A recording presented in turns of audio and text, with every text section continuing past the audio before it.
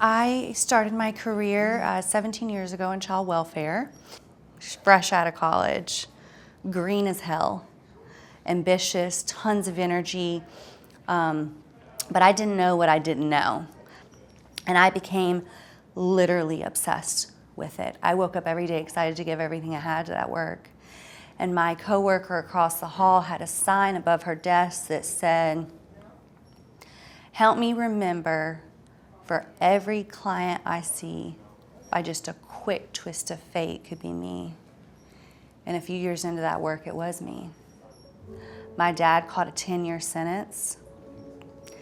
Fast forward a few years later, my mom, who the disease of addiction is in her genetic disposition, arrested, in and out, in and out.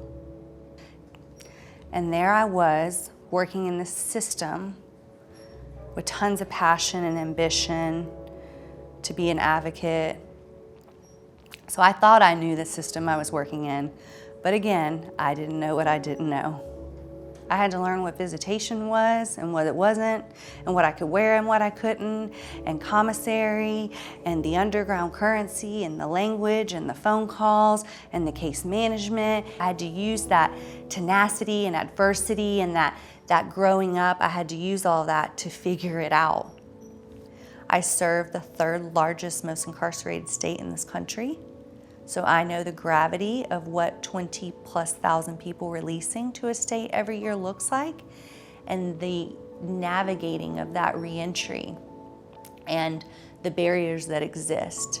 I mean, I think about my own personal barriers with my family, but I see it every single day in small and big ways with the people that I work and serve. You know, everything from housing to employment. You know, I know 2 individuals who applied to universities, got accepted, and had their acceptance rescinded.